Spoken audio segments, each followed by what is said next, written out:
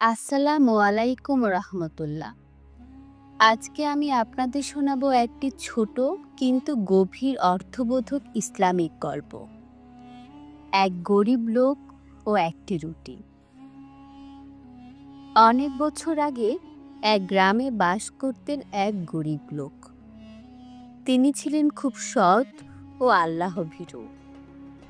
দিনে দিনমজুরি করে যা পেতেন তা দিয়েই সংসার চালাতেন। একদিন তিনি কোনো কাজ পাননি, সারাদিন না খেয়ে থাকলেন।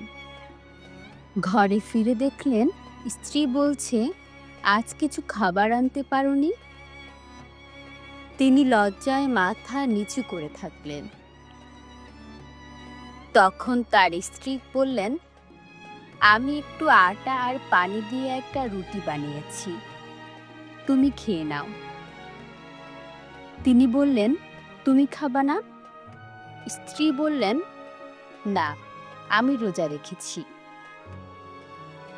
গরিব লোকটা খুব খুশি হয়ে সেই একটি মাত্র রুটি নিয়ে বাহিরে বের হলেন। খাওয়ার জন্য নয়, বরং খুঁজতে লাগলেন এমন কাউকে যে তার থেকেও বেশি ক্ষুধার্ত।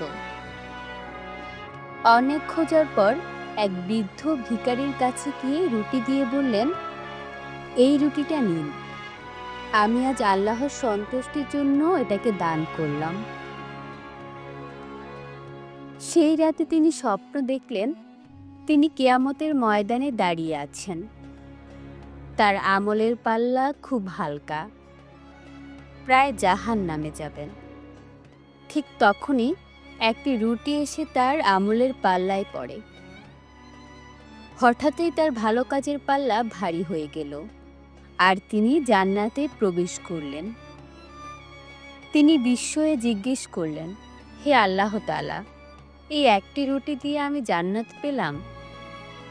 আল্লাহ বলে, তুমি নিজে ক্ষুধার্ত ছিলে, তবুও আমার জন্য দান করেছিলে।